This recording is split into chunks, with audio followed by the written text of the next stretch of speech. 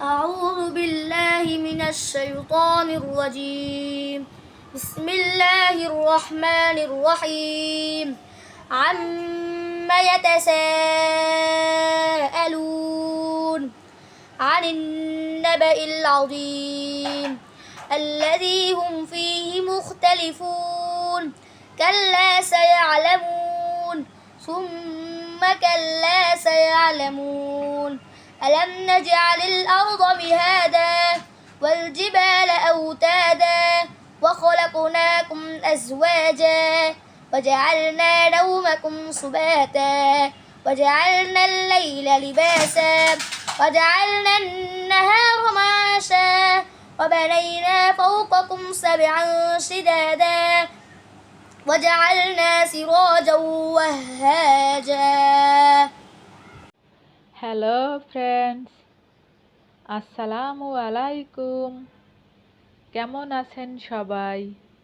I hope যে যেখানেই থাকেন না কেন, কাছে কিংবা দূরে, সবাই এত ভালো আছেন এবং সুস্থ আছেন। আর আমরাও বেশ ভালো আছি আলহামদুলিল্লাহ। ডিয়ার ফ্রেন্ডস, ছোট্ট একটি লাইক দিয়ে ভিডিওটি কন্টিনিউ করার অনুরোধ রইল। আপনি যদি আমার চ্যানেলে আজকে নতুন হয়ে থাকেন, আশা করছি আমার চ্যানেলটি সাবস্ক্রাইব করে সঙ্গী হবেন। আর হ্যাঁ, চাইলে আপনি ফ্রেন্ডস কিংবা ফ্যামিলির মাঝেও শেয়ার দিতে পারেন। লেটস গো, দেখা যাক কি আছে এই ভিডিওতে। এই তো ফ্রেন্ডস, আমরা এখন আছি একটা সুন্দর মনোরম পরিবেশে। দেখতে পাচ্ছেন কি সুন্দর ফুলে ফুলে সাজানো একটি গার্ডেন, তাই না? হরেক রকমের গাছ আর হরেক রকমের ফুল রয়েছে এখানে। বিভিন্ন ফুলের সুবাসে যেন মনে হয় এই আঙিনাটি এক্কেবারে মাতোয়ারা হয়ে আছে। আর এখানে এসে সকল মানুষের মন এক্কেবারে ভালো হয়ে যায়। মন যখনই খারাপ থাকুক না কেন, তখনই চলে আসতে হয় এরকমের গার্ডেনে, তাই না?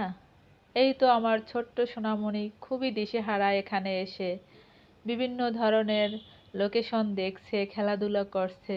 কি সুন্দর অপরূপ দৃশ্য, তাই না? এই তো কত সুন্দর সবুজের সমারোহ আছে এখানে।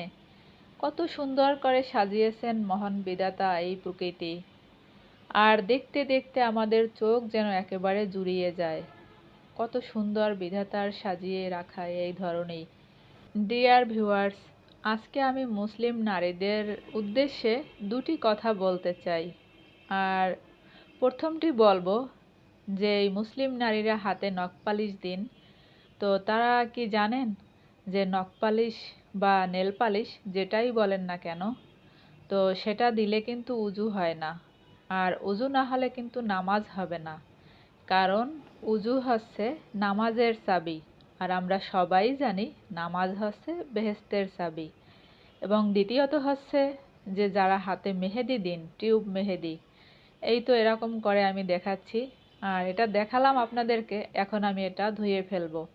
আর এরকম যারা মেহেদি দেন, এই মেহেদিটা শুকিয়ে গেলে এর আবরণটা যখন তুলে ফেলবেন, দেখবেন যে এই মেহেদির উপরের দিকে একটা স্তর পড়ে গেছে, ঠিক নেল পালিশের মতো পাতলা একটা আবরণ পড়ে গেছে। উজু করলে কিন্তু এই আবরণের নিচে পানি প্রবেশ করে না, তাই জন্য কিন্তু উজু হয় না।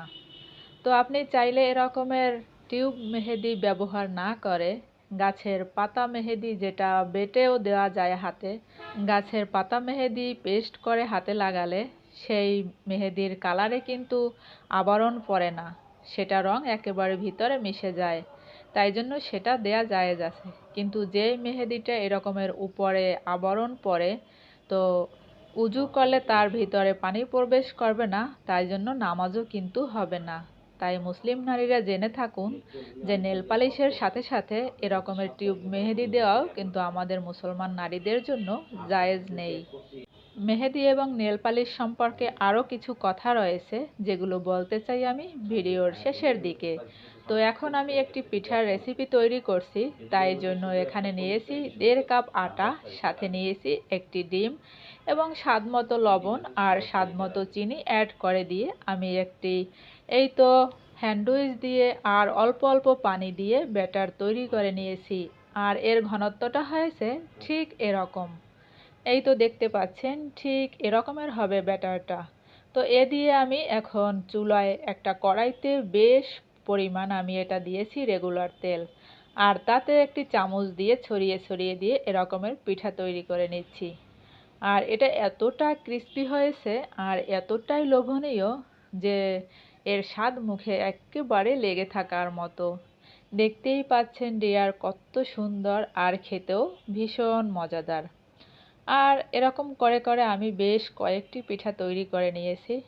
আর কিচেনের কাছ থেকেই বাচ্চারা লুটেপুটে নিয়ে খেতে শুরু করেছে। আর বাচ্চাদেরকে কিচেনের কাছ থেকে আমি এরকমের পিঠার রেসিপি তৈরি করলে ওদেরকে ডেকে ডেকে দেওয়া আমার অনেক ভালো লাগে। ছোটবেলায় মা যখন পিঠা তৈরি করতো তখন আমরাও এভাবে ভাই বোন মিলে চুলার পাশ থেকেই খেয়ে নিতাম। তো পরে আর সবাই যে একসাথে বসে একটা আনুষ্ঠানিকভাবে খাওয়া সেরকম হতো না আর কি। আমার অভ্যাসটাও ঠিক মায়ের মতোই রয়ে গেছে। আমি যখন এরকমের পিঠা তৈরি করি বা কোনো কিছু ভাজা পোড়া তৈরি করি, বাচ্চাদেরকে চুলার পাড় থেকেই ডেকে ডেকে দিয়ে দেই, বাটিতে ধরিয়ে দেই, ওরা ওদের মতো করে খেয়ে নেয়। এই তো দেখুন বেশ কয়েকটি পিঠা রয়ে গেছে আর কতটা লোভনীয় হয়েছে। আশা করছি যদি বাসায় অন্তত 1 কাপ আটা থাকে, একটি ডিম এবং পরিমাণ মতো চিনি দিয়ে তৈরি করে নিতে পারেন এরকম ঝটপট পিঠার রেসিপি। বন্ধুরা, আজকে আকাশটা ভীষণ বিমর্ষ হয়ে আছে আর অঝোর ধারায় বৃষ্টি ঝরেই যাচ্ছে। তো যেটা বলছিলাম আমি মেহেদি এবং নেল পলিশ সম্পর্কে, মেহেদি এবং নেল পলিশ সম্পর্কে এজন্যই এতটা গুরুত্ব দিয়ে বলছি যে মেহেদি এবং নেল পলিশ এভাবে যদি হাতে থাকে, আর কিংবা আপনার যে কোনো অঙ্গেই থাকুক না কেন, যেমন অনেকে পায়েও পরে থাকে, তো এটা কিন্তু জায়েজ নেই ইসলামে। এই জন্য যে এই আবরণযুক্ত মেহেদি, যেমন টিউব মেহেদি, তারপরে নেল পলিশ, এটার নিচে পানি প্রবেশ করিবে না। আর তাহলে তো আপনার উজু গোসল কোনোটাই হবে না, আর জানাজাও তো সঠিকভাবে হবে না। আর এরকম অবস্থায় কবরে যখন আপনাকে রাখা হবে, তো কোন হাল মহান আল্লাহ তাআলা করবেন সেটা কি ভেবে দেখেছেন? যাই হোক, যদি আমার এই ভিডিওটি বা আমার এই ইসলামিক কথাগুলো ভালো লাগে, আশা করছি ইসলামিক পন্থা মেনেই চলবেন আপনি যদি একজন খাঁটি মুসলিম নারী হয়ে থাকেন। তো বন্ধুরা, দেখতে দেখতে বিকেল টাইম চলে এলো, আর তাই জন্য আমি বিকেলে একটু হালকা পাতলা নাস্তা করে নিচ্ছি। আর ঝটপট 1 কাপ আটা দিয়ে কিছু ফুলকো ফুলকো লুচি তৈরি করে নিলাম। আর এটা তৎনগদ বানানো যায়, মানে যখন আটা দিয়ে ডো তৈরি করা আর তখনই এটা ভেজে নেওয়া যায়। প্রত্যেকটা লুচি ফুলে একেবারে টইটুম্বুর হয়ে আছে। এই তো দেখুন, বাড়িয়ে তো আর বলছি না, নিজেই দেখতে পাচ্ছেন।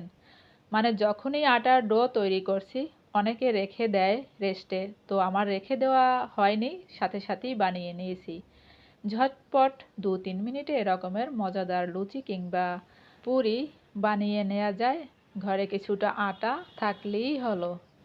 ডিয়ার ফ্রেন্ডস, দেখতে দেখতে আর বলতে বলতে চলতে চলতে পৌঁছে গেলাম ভিডিওর একেবারে শেষ পর্যায়ে। আর নয়, দেখা হবে নতুন দিনে নতুন আয়োজনে। সেই পর্যন্ত সবাই অনেক অনেক ভালো থাকবেন আর সুস্থ থাকবেন।